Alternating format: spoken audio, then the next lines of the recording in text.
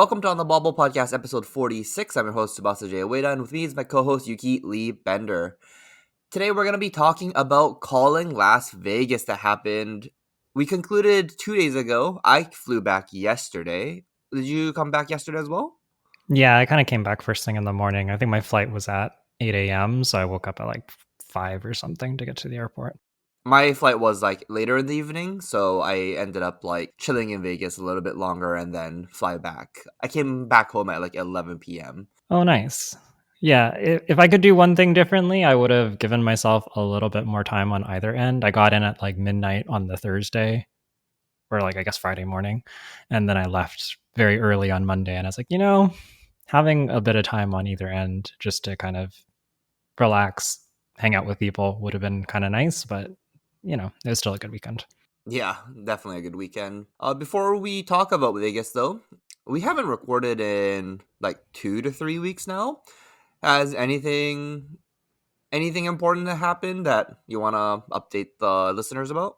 Nothing super important, but we've just been kind of busy. On my end, I had a good friend of mine, get married, and I was away on Vancouver Island for just like a weekend, but it did sort of spill into the week a little bit and was it's like a multi-day kind of a thing and a pretty big commitment overall and really fun. Very happy for my friend, but that did sort of affect our recording that week. And then I know you've been busy as well, Jay. What have you been up to?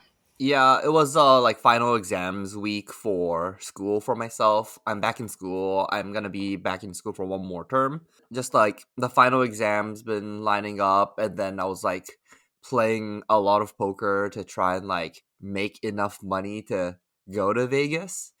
I ended up not doing that well in poker, so I ended up going to Vegas with 26 US dollars in my pocket, and that was an experience as well. Yeah, definitely excited to talk about our Vegas experiences later in the episode. We're going to focus on the event mostly at the start, but we'll be sharing some of our stories. And for anybody that hasn't heard Jay's travel stories, I would highly recommend you stay tuned because Jay's travel stories on a budget are always very entertaining.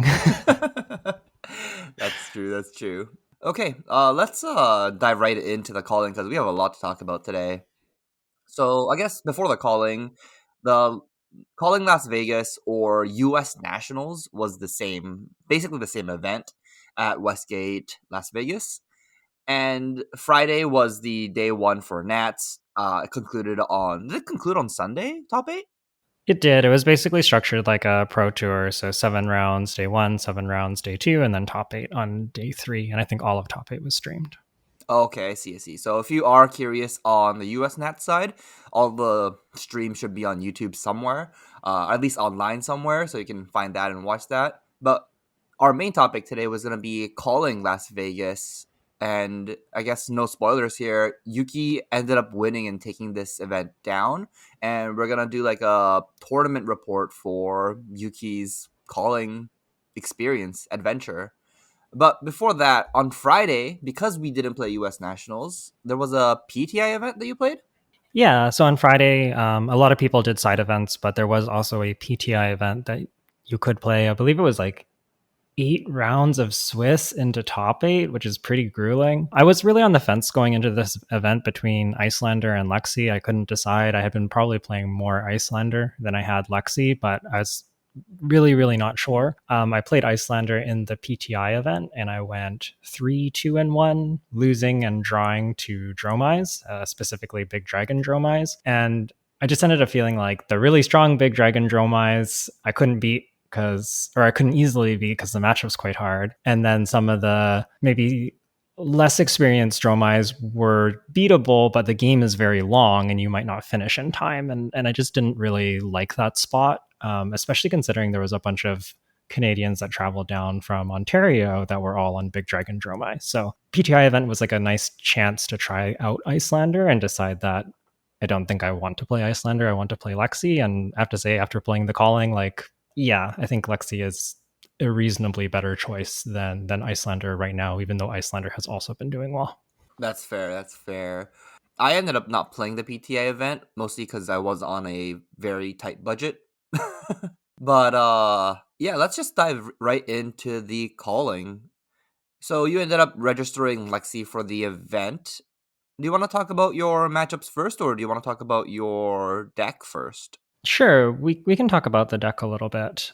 A lot of the deck, so decks on FabTCG, we'll put a link in the comments. I think a lot of the deck is pretty standard. A lot of what you would expect from Lexi decks. I think the core of Lexi is pretty much agreed upon, and then people are just figuring out the last slots and like which arrows they want for which matchups. Probably the main things that stand out about this list compared to other people are I'm only on 3 poppers, 3 Command and Conquers, that's it. And in fact, I'm only actually playing 2 of them into Dromai. I'm playing the third one for Lexi and actually into Bravo for some fatigue math. But the third one's like pretty optional and could be another card, honestly. I'm considering trimming down to 2. I run 2 poppers and 3 lightning presses into Dromai, and that's it. The main reason for that is that I used to run like 5, 6, 7 poppers, like a lot of people are doing right now, and they really clog up your hand. Even when it's battering bolt, like you don't really want to spend 3 resources for this 6 go again arrow. It's really clunky. And I think in the Dromai matchup, you really want to be the aggressor. And having too many poppers actually, while it can help catch you up, it doesn't really fuel your main game plan of just making them block a lot. Whereas Lightning Press can be a popper if you're really, really behind and you need it to be, but is really good on offense too. And when decks want to block you, Lightning Press is just such a good card. Yep, I can attest to that. Lightning Press is a very, very strong card when you don't want to die. Or, like, as a blocking player, when I don't want to die and they might have Lightning Press, it's like the worst spot you can ever be.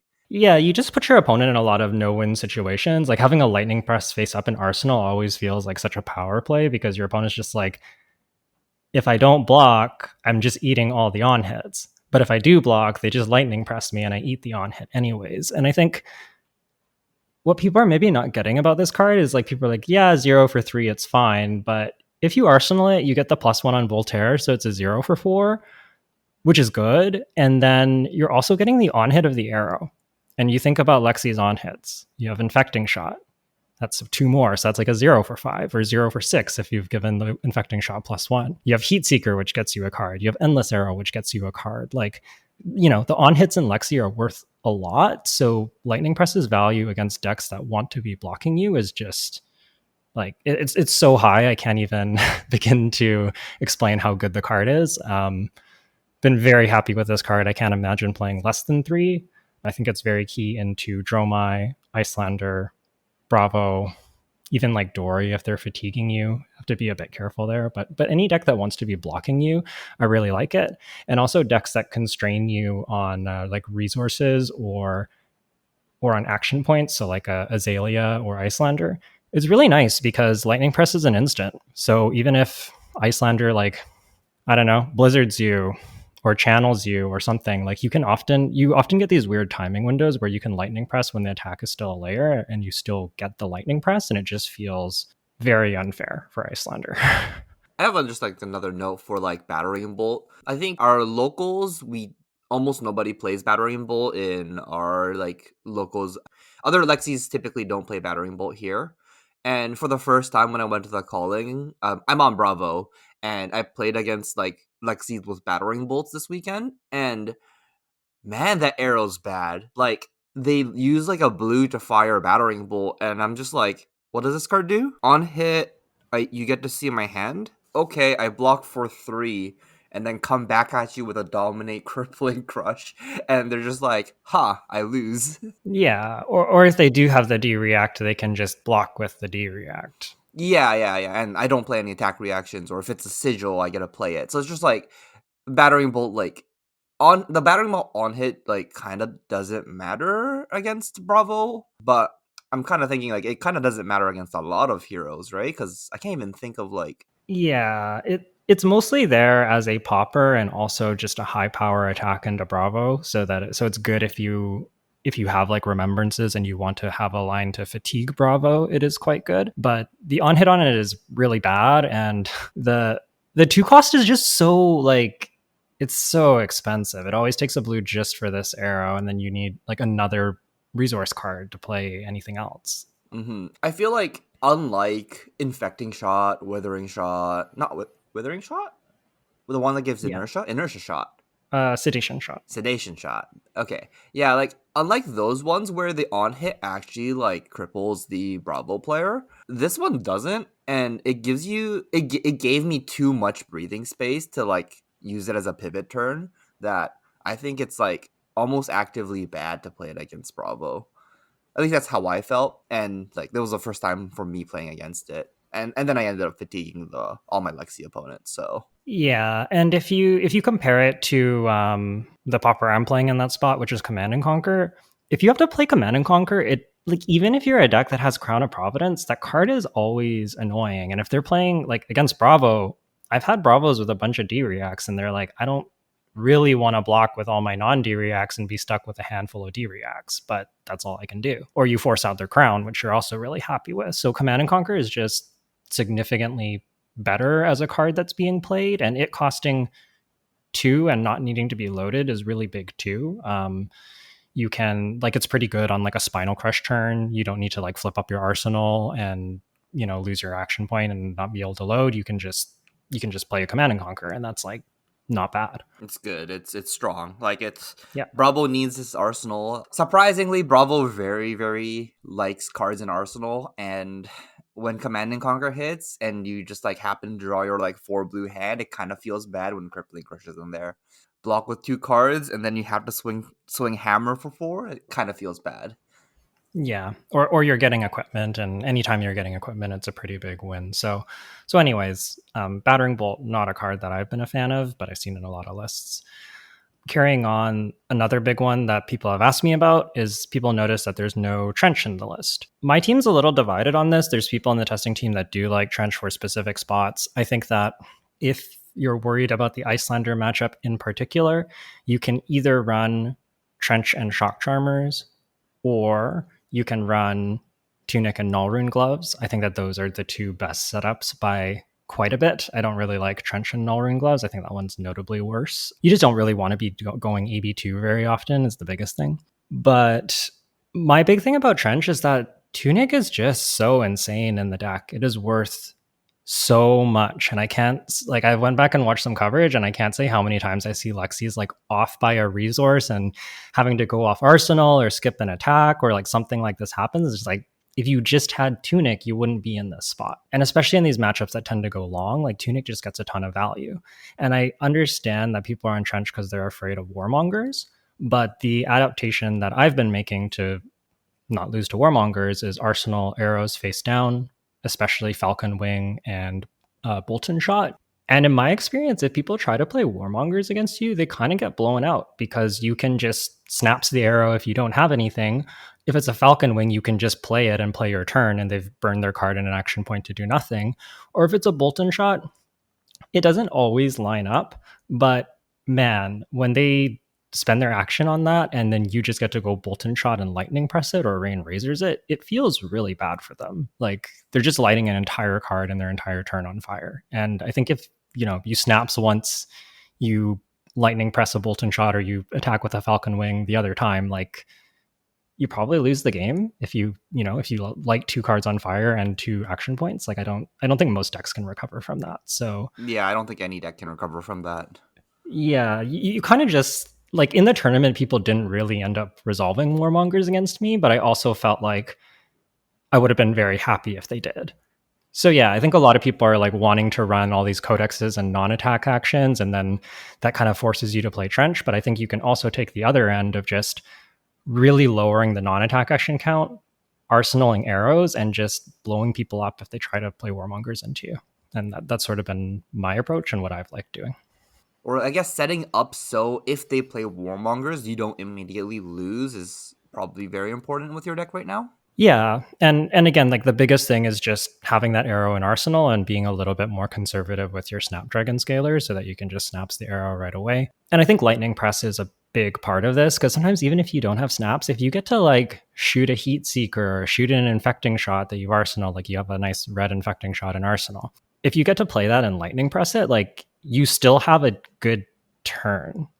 You can maybe like block with a card, play an Infecting Shot, Lightning Press it, Arsenal something, like you're not unhappy with that turn cycle. So that's been really, really big. I know people are also worried about Encase out of Iyslander.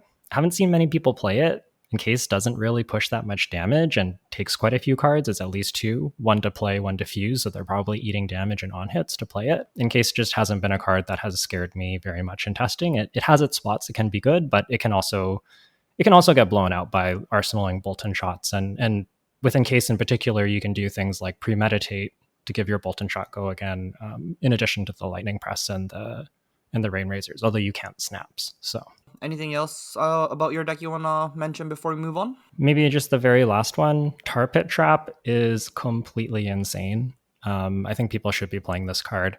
It being a yellow pitch is really big because when you have full tempo and your opponent just blocks out, you can pitch it as a yellow and it doesn't feel bad. Whereas something like Frailty Trap is always a red and can get clunky. And I think while Frailty Trap has its merits in the mirror, Tar Pit Trap has like probably a higher ceiling overall. Like you can stop like a endless arrow with double Rain Razor's turn with a Tar Pit Trap, whereas your Frailty Trap's not going to be that good into it. So Frailty Trap has its spots. It's a good card, but I think that Tar Pit Trap also has its spots and can be completely game winning when it is relevant. And even when it's not, like if you stop an Infecting Shot on hit with your Tar Pit Trap, it's blocked like 5 damage, which is, really solid. Yeah, that is kind of insane.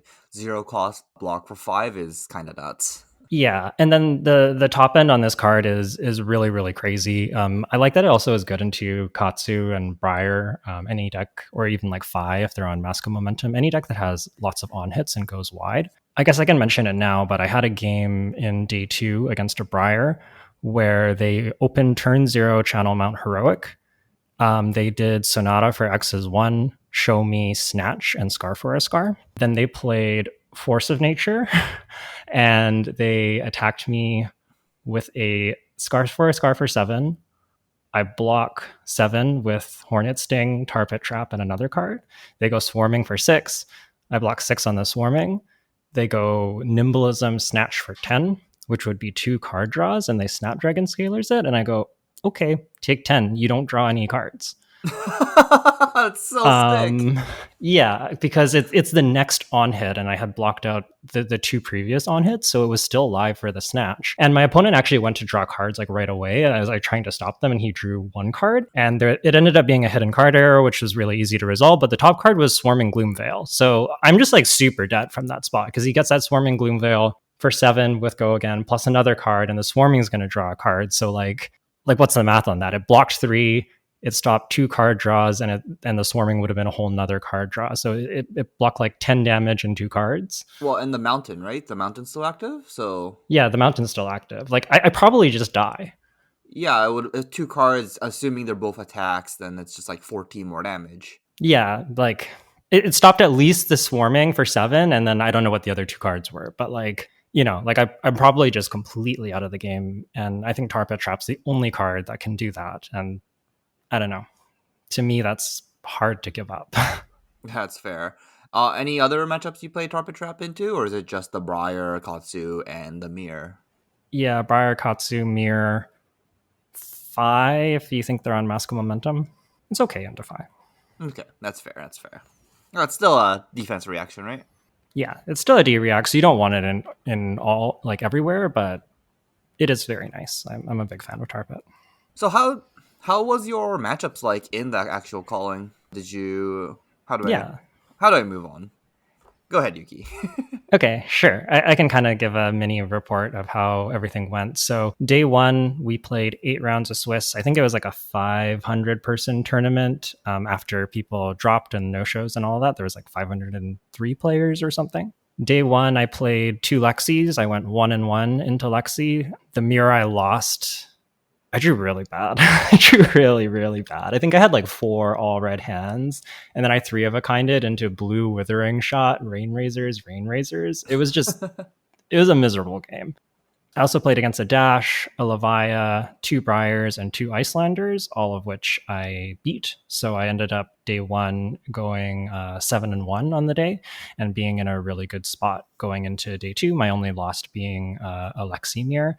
Don't have too many notable things to say about these games other than when I was playing them, it just really reminded me of how strong Lexi is. I just like there's like a lot of these games where I'm just like I just felt like my opponents couldn't do that much. And that's not to say like that's not trying to take away from my opponents or anything. It's just like, I don't know. Like I just drew Rain Razors and three of a kinds and killed them and Like they just couldn't really keep up. your deck was just like your deck felt more powerful than your opponent's deck kind of situation.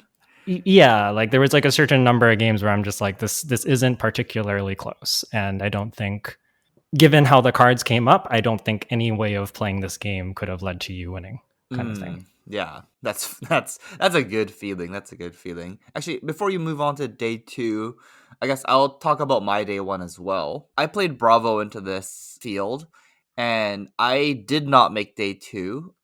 I think all of my games except for one was not close.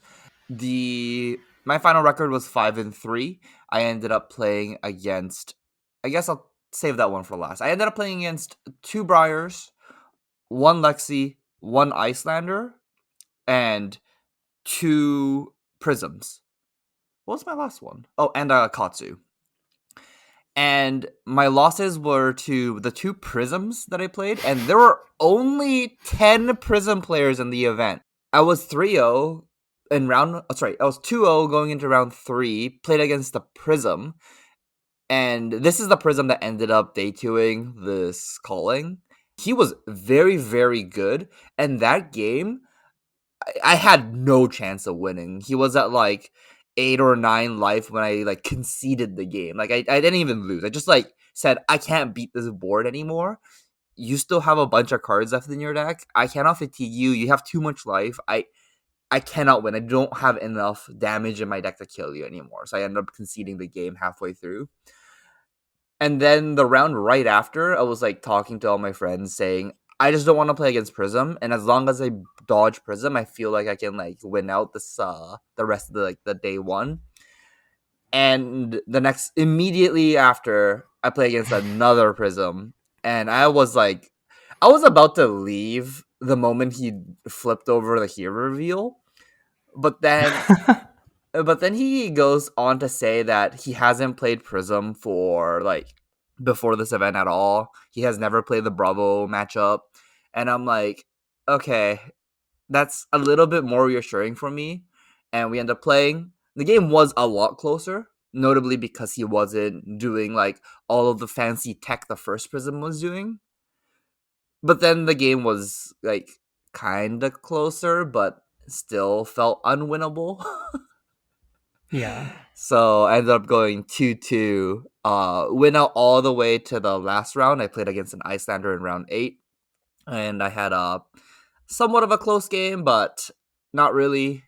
I made some decision errors of when to pivot to fatigue and when to continue with the aggressive. And Icelander ended up killing me with some too much arcane damage at the end. But yeah, so I ended up 5-3 the event. I'm kind of mad I still played against two Prisms though. This is ridiculous. Like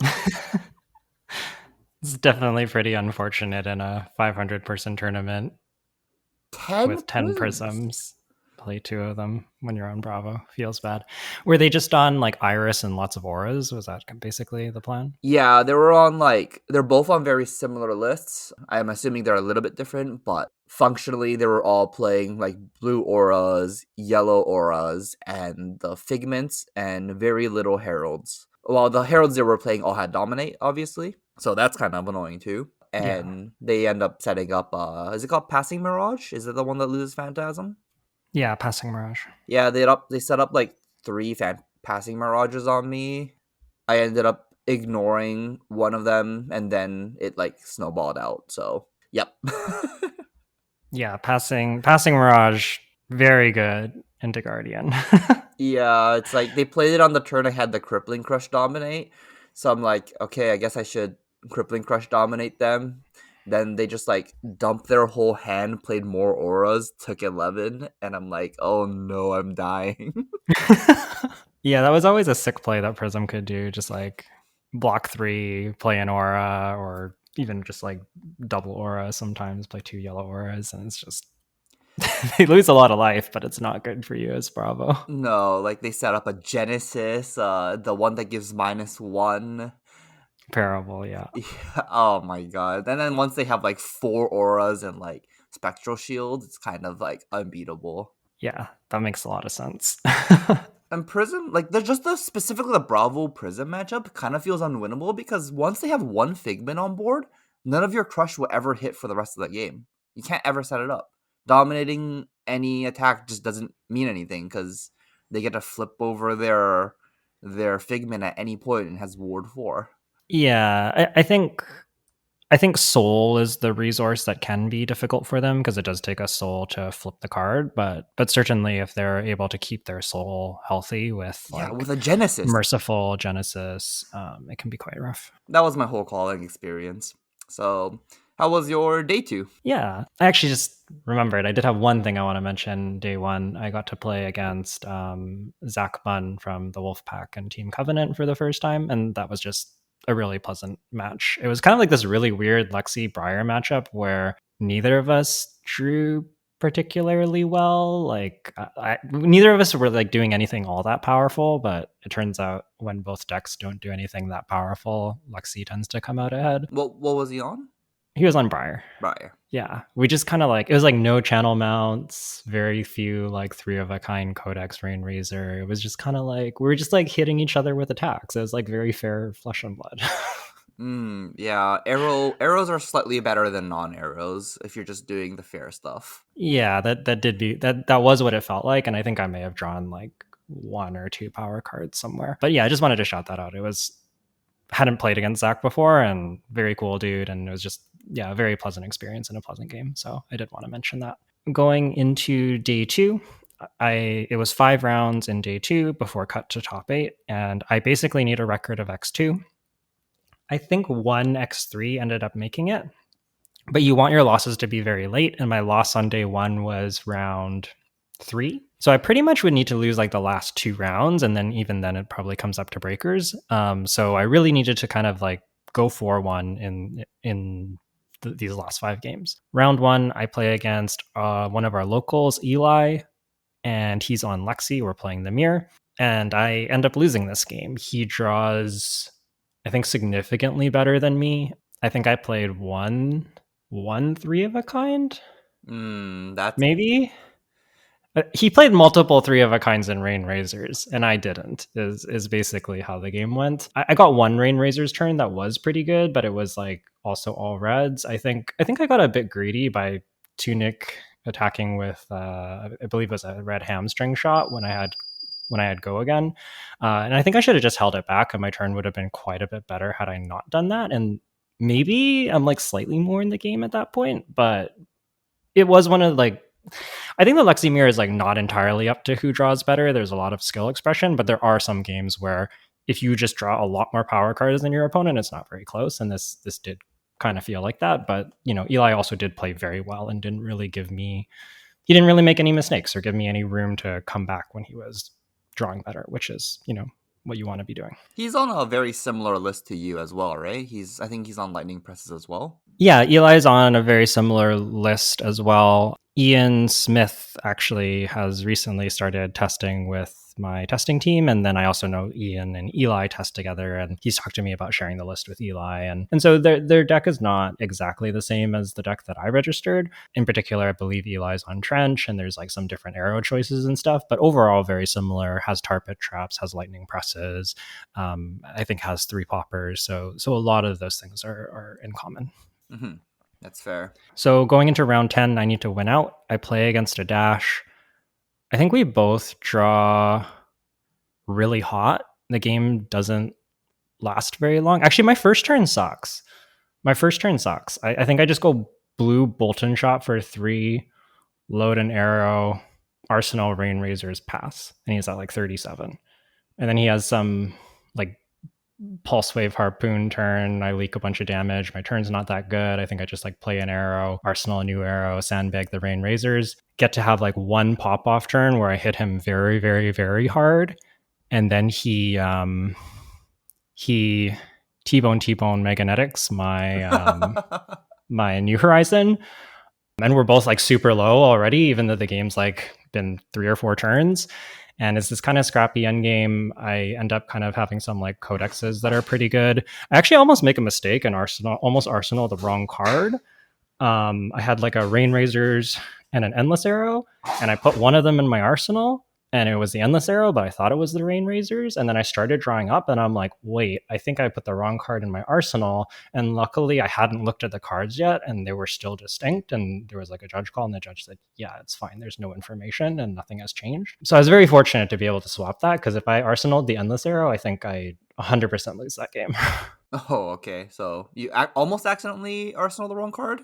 I put the wrong card in Arsenal, but luckily I noticed before it was too late, and the cards I had drawn up were distinct from the card that I had in my hand. So it wasn't like there was like no question of like I hadn't looked at anything. You could tell that there was 2 cards in hand, and it was really easy to just swap them. Oh, okay, okay. So it was like you didn't like blaze through your turn fast enough that it was gonna be an issue.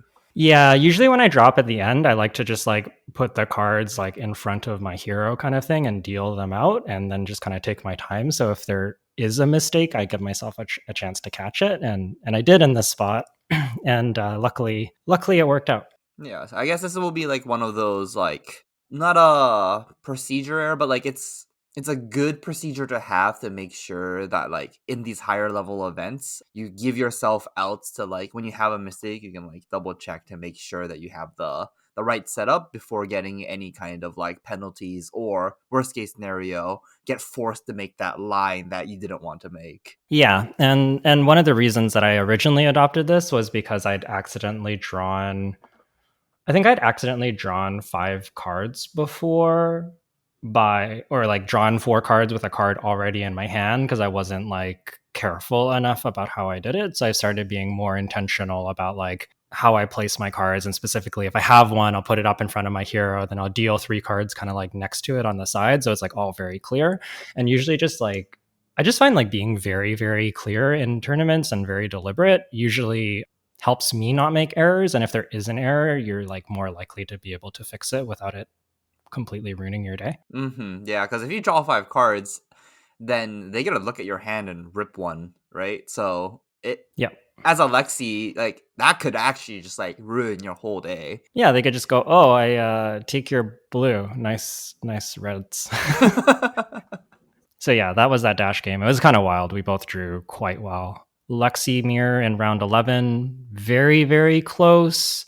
I think my opponent took a little bit of a greedy line. He wins for sure if it works out. He decides to arsenal a red Searing next to his blue Searing, and he's playing Perch Grapplers, and he was hoping to draw into a blue when he was quite ahead. And if he drew into the blue, I think he gets like 4 arrow attacks, and I probably lose on the spot because I'm pretty low. But he didn't draw into a blue and drew into reds, so he had to pitch 2 reds to Searing, and I was able to come back because of that. So I don't know, like it's possible that the game was pretty close. It's possible that he had to just go for that line and maybe he would have not gotten there otherwise. But unfortunately for him, it just definitely didn't work out and was a pretty big turning point in the game. Yeah, that kind of sounds pretty lucky for you because Lexi plays a lot of blues, doesn't it? Yeah, I'd say, well, sort of.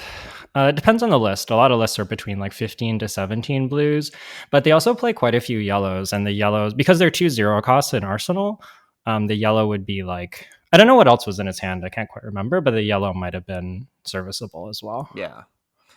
Would have been better than pitching 2 reds for sure. Yes, 100%, 100%. Wow, get lucky and win. So you're at this point 11 rounds. You are X and 2, 9 and 2. Yep. So need 2 more wins to lock top 8. I get paired into Easton Douglas, and I go, okay, another Lexi mirror because he's played Lexi for quite a while now before Lexi got really powerful in Outsiders. And then he tells me, no, I'm on Dory. And at first I think I thought he was joking with me because I've talked to Easton before. I don't think I've actually played him, but I've talked with him at events before. But he's like, no, I'm actually on Dory. And I was like, oh, okay. Dory is actually not a great matchup for Lexi. I think Dory is slightly favored. Part of what's hard about it is that they can race you with Dawnblade counters and you can just kind of get run over, but they can also fatigue you. and they can kind of do both from a similar list because they have so much armor and they block well. Like they can bring in like 60 reacts and attacks, and depending how the game goes, they can race you a bit more, or they can pivot to fatigue. And it's like a very tricky game to navigate as Lexi. So I'm trying to figure out how to sideboard and how to play into him. I board up to, I think, 64, 65 cards, just as a little bit of a hedge. And I'm trying to figure out what he's doing. It turns out he is on more of the fatigue style plan. I think he's playing sinks and fates only, though, as far as D reacts. This game is incredibly close. I end up killing him with 2 cards left in deck. Yeah, so very, very close game. I think the final turn was like I had to choose to Arsenal a red infecting next to my codex, and then I codexed for a falcon wing, and I got to go falcon wing, blue arrow for 3, blue arrow for 3, infecting for 5 when he's at I think he was at 3, so all the 3s were lethal, and then infecting was also lethal if it leaked, and he couldn't block at all. But yeah, like exact lethal, 2 cards left in deck kind of situation. That matchup is very scary, and I felt like I played well, but it was really hard. Yeah, well, when this game, it feels so good when you have like no cards left in your deck and you win Exactsies basically, Yeah. and that's what it sounds like. So congrats on Yeah, I think I had tackling. like 2 blues left in my deck because like there's no way that I win. Well, but you squeezed it um, out. yeah, I did squeeze it out, and then round 13, I actually didn't have to play. I got paired into Ben Hannon. Oh no, I forget his last name. I got paired into Ben.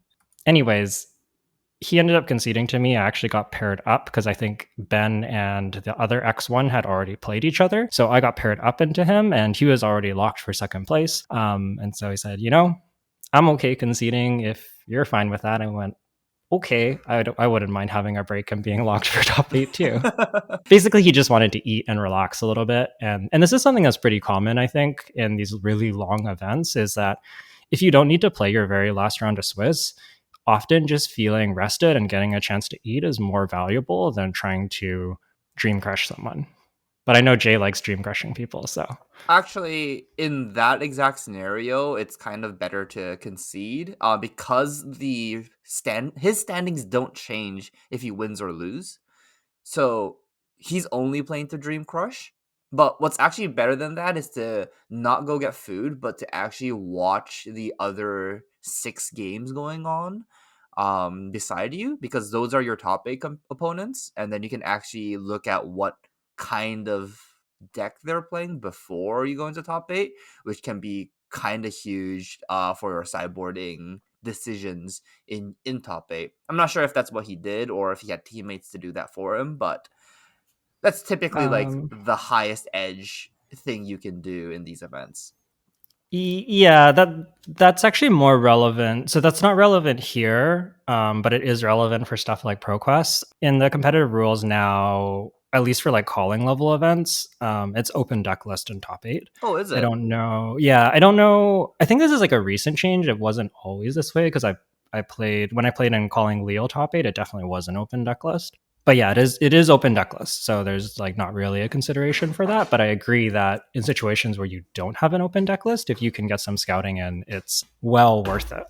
So, anyways, I get a chance to have a little bit of a lunch. I just eat a salad, nothing too heavy. I don't want to be tired, but I did want to eat something. And I ended up being X and 2. I thought I was going to be 4th seed, but it turns out that I was actually 5th seed, which is a pretty big difference. It meant that I didn't get to choose if I went first or second in actually all of my top 8 games. Depending on the matchup can be a pretty big deal. So yeah, 4th and 5th, pretty big difference. Still very stoked to be in top 8 regardless. My first round is into Sean Dollywall from Toronto. He was on Big Dragon Dromai. I was sort of familiar with his list. I talked to the Toronto guys a bit. I played Aaron Shantz in the PTI event. He crushed me when I was on Icelander, and it's one of the reasons I registered Lexi. So I guess in a weird way, thank you, Shantz. Yeah. Anyways, I play Sean. He chooses to go second, which I think is correct in the matchup.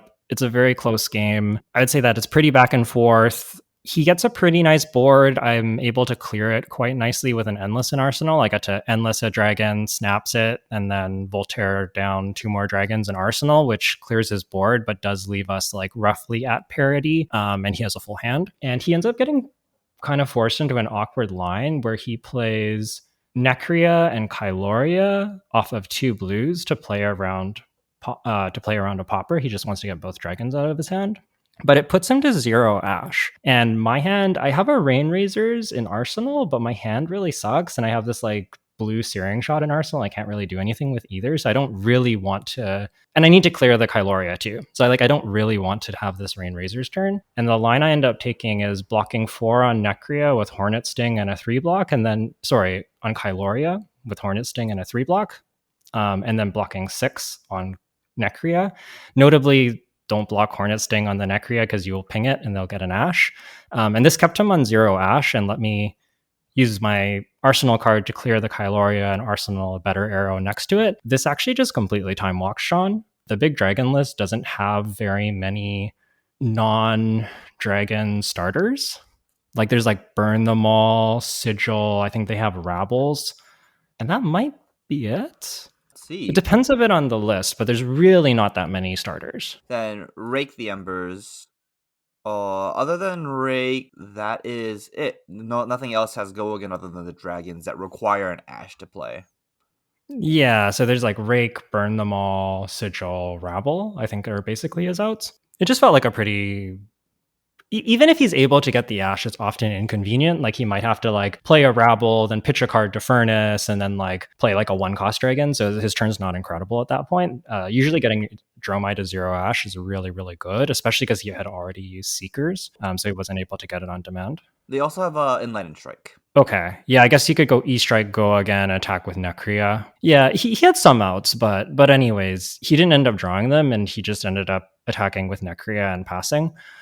Which let me just have a giant Rain Razors turn with only taking 4 damage from the Necria. Yeah, the game was pretty much over from that point. I was just way too far ahead. So that was my top 8 game. Yeah, so top 4, I play against Redline Dromai. He puts me going first, and because he wants to go second, which again, I think is right in this match. I end up going Heatseeker, a loaded Heatseeker, pitching a blue, choose go again or +1, pass. He uses his Seekers turn 0, which is very standard to get that Ash, and it's really hard to punish them for it.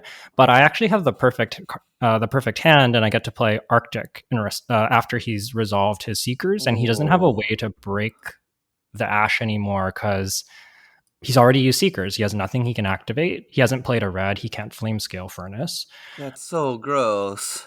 Yeah, so he starts the game with 3 Frostbites, which is really bad for the Red Dragon Dromai list. I think he might have been playing 0 reds into me. Maybe he has passings. I'm not sure how he sideboarded, but I think he would have, at most have passing Mirage into me. And I also get to Arsenal Lightning Press. So my Arsenal is Heatseeker Lightning Press, which is like a really, really good Arsenal too. And going to his turn, it turns out that he has no 0-cost plays. His only 0-cost card in his hand is Fate Foreseen. Everything else costs 1, and it's all red. So he just has to pass. Actual time walk. Yeah, actual time walk. And then I get to flip up a Lightning Press and attack him with Heatseeker, and it's just like, that is so much pressure. The game's over. Yeah, especially because his Redline Dromai is a little interesting. Like he had no Flicker Trick, which is better into Lightning Press for sure. And then he had Sinks and Fate. So he's like a little bit more able to block, but that deck does have a lot of 2 blocks and doesn't deal that well when it doesn't deal well with being put behind. The big dragon's like easier to play from behind, but the red line needs to kind of like get ahead, stay ahead. Sorry, I do see Flicker Trick in his list. Oh, you're right. Yeah, it says 2 Flicker Tricks. You're right. So he has Sync, Fate, and Flicker Trick. And I remember getting got by Flicker Trick. I actually missed it in his list when I looked at his deck list the first time, and then he Flicker Tricked, and I was like, oh. And then I forgot about it again here. So I don't know. Yeah, but he does have 2 Flicker Tricks. I think this is kind of standard in Redline Dromai now. Yeah, so I think the notable thing is that he has Sync, Fate, and Flicker Trick, so he does have a little bit more blocking. Mm-hmm. Yes. But yeah, the game is not especially close, especially because I just continue to draw really well. Like it's like Rain Razors, Three of a Kind, Codex. Like he's just not really able to get traction. I think I end the game. I think I'm still at like 25 life or something. Um, That's so gross. yeah, it was one of the most one-sided Droma games I've had, and I don't think it's to any fault of him. It was just like my Arctic getting the full time walk with like probably one of the best double arsenals you can start with is just like pretty crazy. And then I continued to draw really well too. Like I also drew hot after that. I kind of feel bad for him. Yeah, I felt a little bad too. Like I could see him trying really hard, and like it seemed like he's like trying to think about how to get back in the game and stay calm. But like it's really tough. Nice guy though, and first place. He was first seed out of Swiss, so definitely doing something right. He was one of the only X1s, so had a very good weekend up until that point. My finals is against Bravo. I play against Ben, who's actually the round 13 opponent that ended up conceding to me so that we could, take a break, and I was locked for top 8. And my plan into Bravo is to kind of like board up, bring in some remembrances, and that way, if they just want to block out, I will pull ahead in terms of fatigue. He presented a pretty lean deck. I think he was at 63 cards, whereas I was at like 67. I think I kept one press out because I noticed he had 3 pummels, and I felt like he might race me, especially in an open decklist situation. And he did end up trying to like hit me with dominates and had a pretty good string of like crippling, spinal, something like that. He had like a very good sequence of attacks that put me pretty far behind on life. I managed to find a spot when I got spinal to arsenal 2 red arrows and present a red arrow back. And I kind of got a little bit of breathing room and had a big turn that sort of put the life totals close. I think he was at 6 and I was at like 2 or something. We're kind of trading a little bit, and I end up very, very narrowly closing out the game after getting, I think I get some like fairly fortunate draws, like 3 of a kinds in spots where I need them. I did remembrance back at least, I think 1 3 of a kind because, so basically remembrance is there to return arrows to help fatigue them. But if they are trying to race you, you can instead remembrance back like codexes and 3 of a kinds because those are the cards that catch you up in the value game. So that's how I was using it in this matchup. And I did end up getting some nice 3 of a kind turns when I really needed them to stay in the game. I think he also had some nice like strings of crushes. Ended up just barely being able to close it out by blocking a hammer with my New Horizon and my Tunic and going to 1, playing a blue infecting shot with Go again while he's at 6. He blocks 3. I Rain Razors it, so he takes 2 and a Blood Rot down to 4. I then Codex back a red infecting shot. He's off Arsenal, and he has to put a card away, and he doesn't have the Sync or Fate. I think he didn't have that many left. I had been tracking them. Yeah, he didn't happen to have the Sync or Fate, so the infecting shot for 7 was lethal, and I ended up just barely getting there. But it was a very, very close game, and I think I very well could have lost that game. It was not like, it was a good one. I wish I could go back and watch coverage of it, but there unfortunately wasn't much coverage because of U.S. Nationals being kind of the main focus of the weekend. I guess this is like the closest thing you can get to a coverage for the Calling Las Vegas is your story because you've played all the way up to the finals. Yeah, it was quite the weekend. So overall, my record in CC was 14-2, and my only losses were to Lexi's. Actually beat everything else. I think I played against 2 Dashes, a Levia, 3 Briars, 2 Icelanders, a Dory, 2 Dromais, a Bravo, and then how many Lexis? 1, 2, 4 Lexis, it looks like. Pretty good spread. And I think I will definitely be bringing Lexi for Canadian Nationals. That sounds great. Like honestly, you won the Calling here. Now just do it again at Nationals, right? We'll see what we can do, but I'm feeling good about the deck. And yeah, after having played so much Icelander, then going back to Lexi, I'm just like, oh, this deck is just so powerful. Like, I don't know. And I know that some people are kind of like, I don't want to play Lexi because of the mirror match, and they don't like getting high rolled. Well, you know what doesn't feel good? Getting high rolled by Lexi when you're not Lexi. It doesn't feel any better. That's so true. It's so true. It's just like, isn't it like, because I'm on Icelander doesn't mean that like getting high rolled by Lexi feels good. Like it still feels awful, right? So like it's just not a reason to not play the mirror. That's so true. It's so funny that it's true. Yeah, because Lexi high rolls anyways, so it doesn't kind of matter which hero you're on. And there's not really a hero that can stop that high roll. I guess Icelander with channel, like a really well timed channel lake.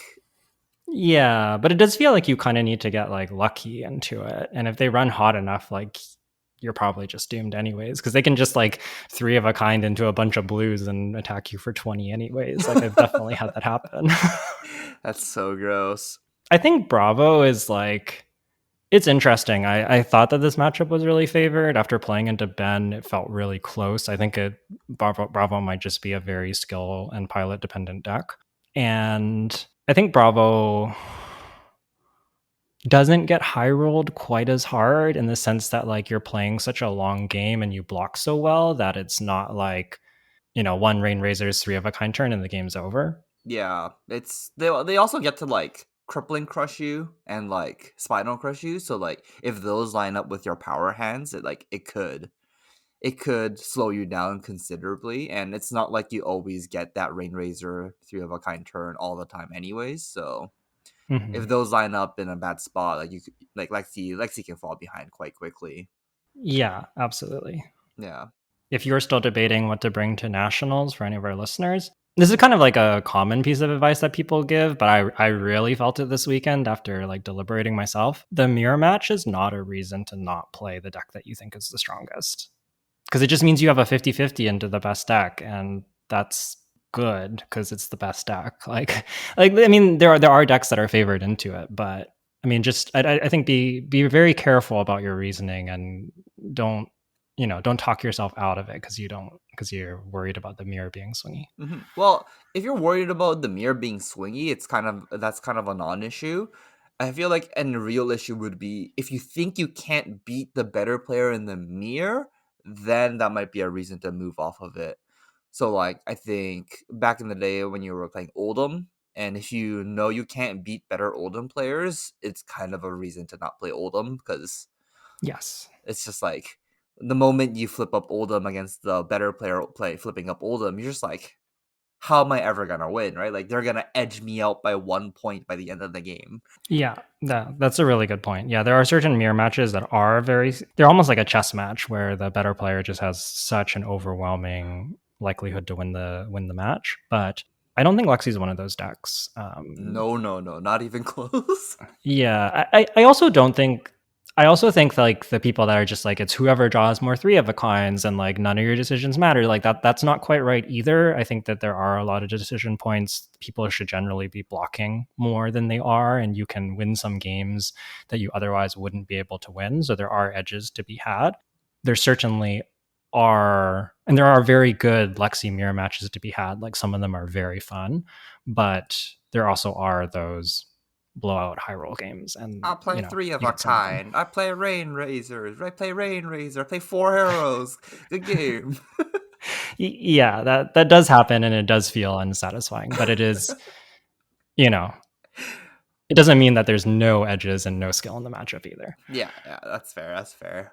And yeah, so well, once again, congrats on your first place. You won what, 5,000 US dollars minus taxes, Yeah, 5,000 US and Crown of Providence and the PTI.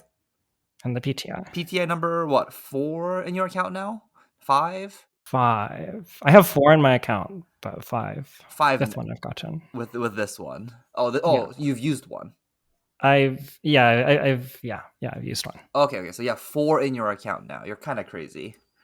It's been a good couple of years for me in Flesh and Blood. I definitely feel like I'm happy with how I played at this event, but I definitely feel like I got lucky in a few key spots, and that's often what it takes to win an event. Like you do see top players top 8 pretty frequently, like Hamilton, Pablo, like a lot of those guys are top 8ing a lot. Michael Fang are top 8ing a lot, but actually winning is hard.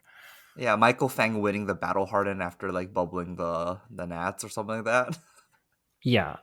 Yeah, exactly. So there is like a lot of consistency in Fab, but taking down an entire event is always like you do need things to go the right way. Like even like a really simple example was that I was on the other side of the bracket from the Uzuri, and the Bravo player killed the Uzuri for me. But if I'm on the same side of the bracket as the Uzuri and I have to play them, like that's not a 0% matchup I can win, but it's not good for me. Yeah, it's probably like a 70-30, somewhere close to that, right?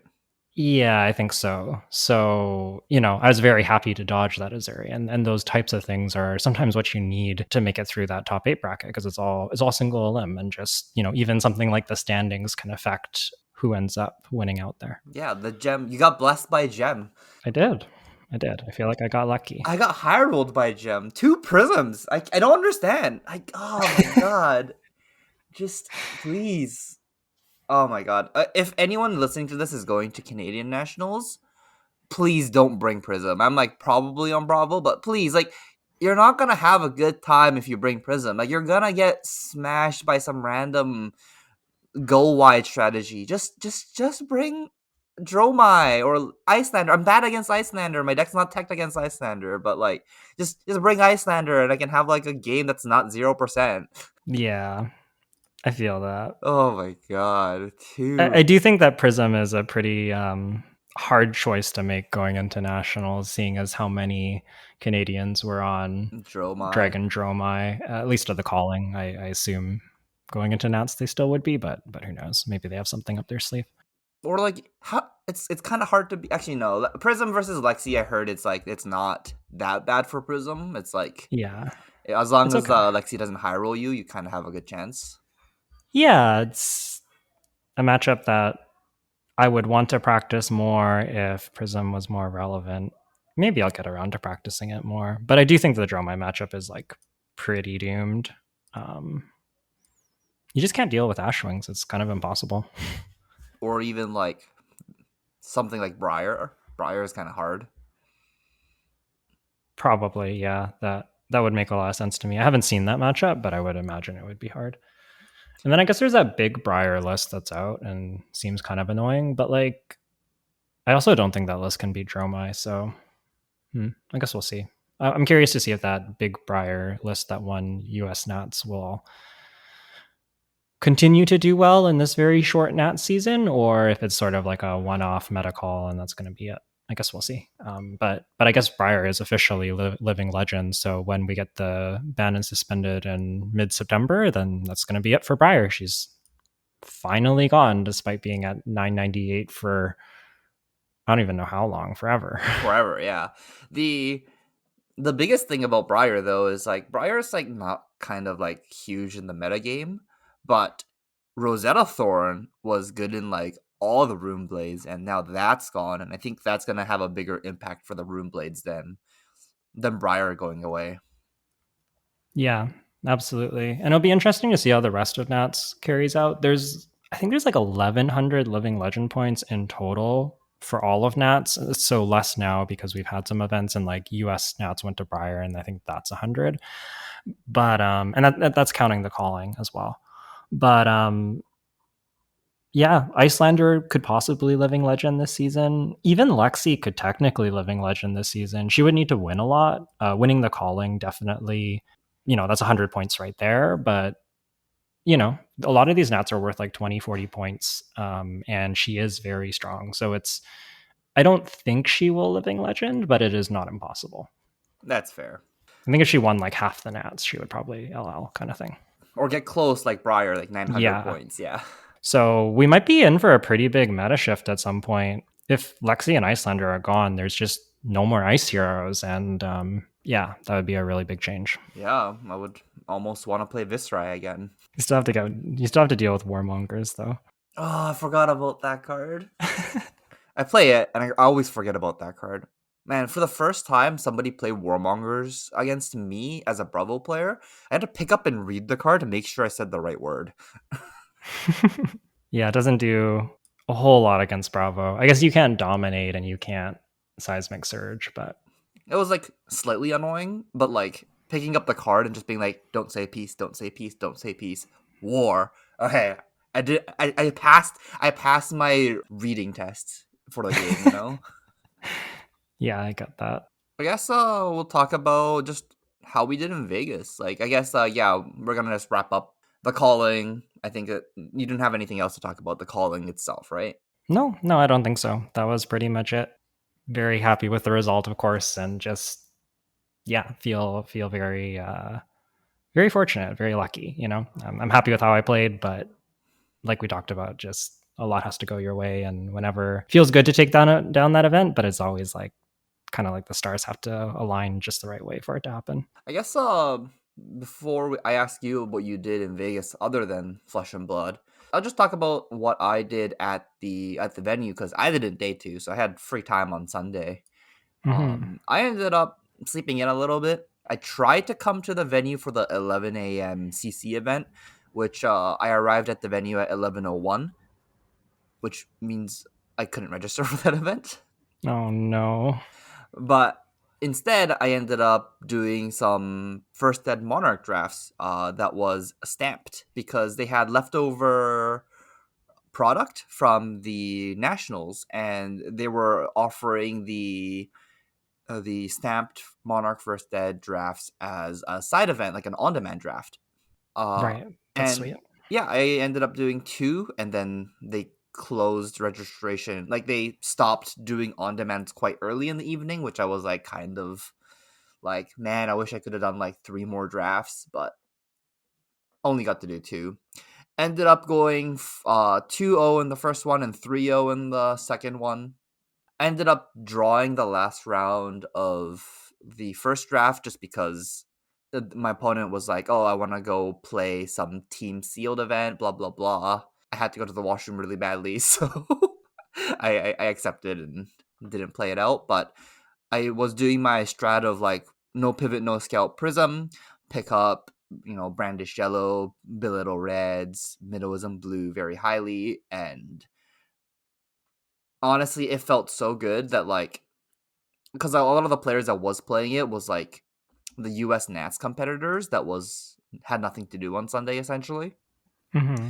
I felt like I was always winning with the exact points where I thought I would be like edging up my opponents of like, oh, I'm like 1 point ahead here, so I end up the game with like no cards in deck. I'm at one, my opponent's dead, and that was happening in like all of my games. So like it felt really good that like that this strategy is like still strong even outside of Vancouver, and yeah, I think I might kind of lock to doing the no pivot, no scale prism for Canadian Nats as well. If it worked in the on demands with like some of the US Nats players, I feel like it will work at Canadian Nats as well. So hopefully I can 3-0 with that strategy. Yeah, that makes a lot of sense. It seems like you've been having a lot of success, so that's yeah, that's cool. And yeah, I think that's basically all I did, and I was just complaining all day that there wasn't enough side events to play. Nice. Yeah. I know a lot of my teammates were cubing all day on Sunday, and I had looked forward to cubing with them, but it didn't end up working out. You were busy winning the calling. Wow, what a complaint to have that you couldn't cube. Well, it's not a complaint. It's more just like cubing is really fun, and I wish I could have fit one cube in somewhere, but it just I don't know, just Yeah, wasn't really possible. yeah, I had to win the calling instead. Ah. Okay. And how was the rest of Vegas for you? Did you end up gambling or eating dinner? Yeah, my trip was really good. I enjoyed it a lot. I kind of mentioned it at the start. I didn't have a lot of time because got there so late on Thursday and left first thing on Monday. And when I was at the event hall, pretty long all the days. Just calling's long day, and I was hanging out waiting for US Nats day one to finish on the first day after the PTI event. So I didn't end up having that much downtime. In the evenings, I mostly went for dinner with some teammates, and I also was just hanging out with my girlfriend in Vegas, and that was kind of it. It was like pretty low key in the evenings because like every day just had to wake up for I don't know, calling day one, calling day two, get to the airport for 6 a.m. Like it was just yeah, there wasn't a lot of room for partying. It was kind of like eat, hang out for a bit, and that was it. So it was nice, but I didn't really. this trip for me didn't really need, like, it being Vegas didn't really, it could have been anywhere pretty much, aside from like that we were staying in a hotel. Like I didn't really do any of the Vegas stuff this time. Which hotel did you stay at? Did you stay at the Westgate? Yeah, I stayed at the Westgate, so it was super convenient, and I'm pretty glad that I did. It already felt tight on time, and I don't know what your experience. Were you at the Westgate actually? No, I actually stayed at the Horseshoe. I Okay, I gamble a lot, so I had comps at the Caesars locations, and the cheapest nice. one was the Horseshoe. I ended up sleeping on a couch instead of a bed. Shared the room with Hmm. 5 people. I ended up paying $35 for the 4 nights Wow, that I stayed there. The very rest of the good. guys paid about $70. Yeah, that's really good. I can see why you did that. Yeah, well, like it's still good for them, right? $70 for 4 nights is kind of insane already, and I don't have any money, so $38 or $35 for the 4 nights is also insane for me. So I think it was a Yeah. win-win for everyone.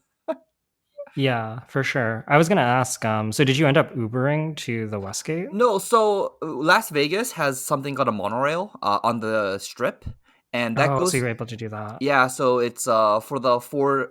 We got the 3 day pass because we actually didn't need it for Thursday because we're not going anywhere, and we don't need it for the Monday because we don't need to go to the Westgate again. So we got the 3 day pass. That's $30. This monorail comes every 7 or 8 minutes, I think. So it's very consistent, Yeah. and it takes 10-12 minutes, yeah, from like leaving the hotel room to getting to the venue or something like that. So it's very, very, very accessible. Yeah, that's awesome because, man, the Ubers in Vegas sucked. It just like took forever to get them. There was like a lot of construction and traffic on the roads. Like it was pretty miserable this They're time. doing construction for the, I think it's the F1 and coming Yeah. up soon, and basically the whole strip is like a traffic jam day and night at this point. So Hmm. you can't Uber at least like this next couple of months for sure. You won't be able to like Uber around anywhere. You would have to monorail or walk. But walking's awful. Yeah. So monorail. Monorail is actually like goaded. It's underutilized, so like you always get to sit down, and like it's it's kind of goaded that like nobody's using it, so it's like almost never crowded except for like Saturday night when everyone's partying. Yeah, that sounds really good. The way that it worked out for me is I was going to places that you couldn't really monorail to, and I ended up having to Uber. And like, I think on the Sunday, we ended up waiting like 50 minutes to get an Uber to actually come. Like, it just kept going, like, waiting for a driver, and like nobody would take it. And it was just, yeah, I don't know. It was a bit of a headache. So that also contributed to not doing very many other things because I was like stuck waiting for Ubers a lot of the time. I see, I see. I didn't go out to any dinners with anybody on this trip because of my very tight wallet for this trip. My food situation, if anyone's wondering, with like $30. So I ended up converting my tickets into cash at the venue through trying to like sell it on like Discord and stuff like that. Ended up making like $100 through event tickets. Very generously, Kevin decided to stake me playing poker at the Horseshoe. Ended up winning about $400 there. He took home like it's basically staking deals. He gets basically most of the profit. I get a portion of the profit for winning. So I ended up getting like $100 from that. That let me afford Panda Express on Sunday night. It was kind of sick. Yeah. I know what you were eating, at least on the Friday. Do you want to share with our listeners your food strategy? Oh, so I flew in on Thursday, and right next to the airport is a Walmart. So my first stop is to go to the Walmart, get a huge case of water for the room, and I bought two long pieces of bread. It was $1.50 each, so that's $3. I bought a small can of peanut butter, which is $1.39, so it's about $4.50 for that total. And I got a box of cereals that was on sale for about $4. And that's what I was eating in the room in the mornings before I left. So at the venue, I just had a long piece of what is it called? It's not a baguette. It's a French bread. Is it a baguette? Yeah. Yeah, you had you had French bread. Yeah, French bread. So I just had like a huge thing of French bread with like a can of peanut butter, and I was like, that was like my lunch, dinner, breakfast for the whole week, and I was just like throughout the venue, if you just saw a guy eating bread with peanut butter through like from the jar, that was me. Yeah, he was just carrying it around with him everywhere. It was pretty great. But yeah, so my food expenses was like $30 for the whole weekend, including the Pan Express. That was kind of expensive. It was like $15. So like half of it was the one Panda Express that you treated yourself to. Yeah, mostly because I ended up winning $100 from poker because Kevin staked me. Thank you very much, Kevin, if you're listening. I don't know if you do listen to this, but either way, appreciate the staking a lot. And then on Monday I have a whole day to basically myself. Clay, my roommate, was also on the same flight. He ended up going to a library in Vegas because he was like done with all the bright lights. Mm-hmm. And I ended up playing a poker tournament that cost $160. That was the rest of the money I had in my wallet. And I ended up coming third in that one. So cashed for $430.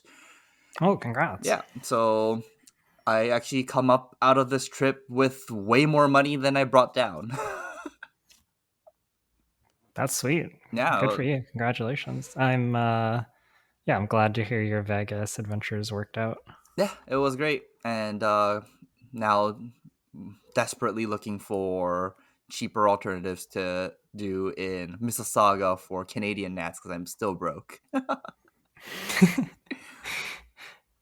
Yeah, if any of our listeners are ever trying to travel to events on a budget, Jay, I think it's fair to say that Jay is like a bit of a master at this. He's been traveling to events on the cheap as long as I've known you, and I'm pretty sure well before that. So, Yeah, ever since I was grinding Magic Grand Prix, I would be like, I think there's like two really relevant stories where the first one I went down with $0 in my wallet. I have paid for my like the gas to get down there and back, the Airbnb that I split 17 ways, and the main event I've paid for, but I had $0 in my wallet otherwise, and I somehow survived that one.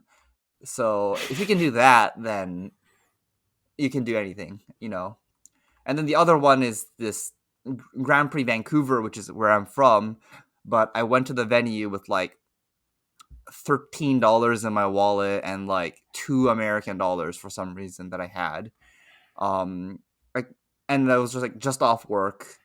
Went to the venue to just hang out with people. Walk by the side event registration, and they're calling out for one more person to fire an on-demand draft, and it costs like $20 to enter.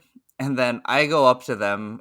I go up to the guy who's trying to organize this, and I'm just like, I have $12 and $2 American. Is this enough to play the draft? And they said yes. oh my And god. they let me play the draft for like $16 Canadian value instead of 20. And it was just like, wow, I didn't think this would work, but I guess never hurts to ask, I guess.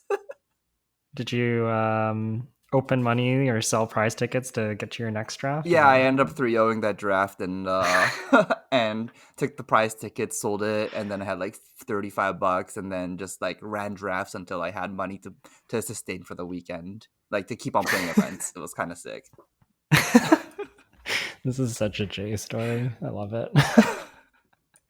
Yeah. Like honestly, I did a mistake in this calling Vegas. On the Friday, I ended up playing Shapeshifter Sealed. I love that format, but it was at 2 o'clock, which actually ended up breaking all of my other side events for the whole Friday. Like I couldn't play. There was no on-demand drafts on the Friday morning, so I had no events in the morning. And then by the time that the Shapeshifter Sealed ended, there was no more on-demand drafts. There was no more scheduled events. So then I just had to go back, and it kind of sucked. I wish like I chose a different event so then I had more events to play throughout the Friday, and that's what I would change next time. Fair enough. That makes a lot of sense. Yeah. So that was our whole Vegas trip. Anything else you want to say before we close out the episode? I don't think I have too much else to add. Yeah, it was a great weekend. I guess shout out to my testing team, Team Stroopwafel. We are pretty low key for the most part, and I don't think that many people know all the people on the team, but I did actually make a post on Twitter recently, just kind of shouting everyone out so that people can be familiar with them. I'm not going to try and name everyone off the top of my head because I'm going to miss some names for sure. Yeah, just everyone on the testing team is awesome, good people, and very talented at the game. And I just very appreciative to be part of that group because it's pretty hard to prepare for big events on your own. You need other people to practice with, other ideas. You can't really do it by yourself. So very fortunate to have those people. All right. I think that's going to wrap us up. If there's anything that we missed from the weekend or any questions you have about the deck or anything else, let us know in the comments below. You can also reach out to us on social media. We are on Twitter, or I suppose X as it is called now. Jay is at UAdaJ, and I'm at Yuki Liebender. You can reach out to us there, or you can email us directly at onthebauble@gmail.com. I may also end up doing a deck tech for the Lexi deck at some point and posting it on the channel. I'm hoping to record that sometime this week, but we'll see how that goes. I don't know if this will be posted first or the deck tech will, but they'll both be out at some point. I'll probably edit this week because I have nothing to do. I'm a free agent for a week. Okay.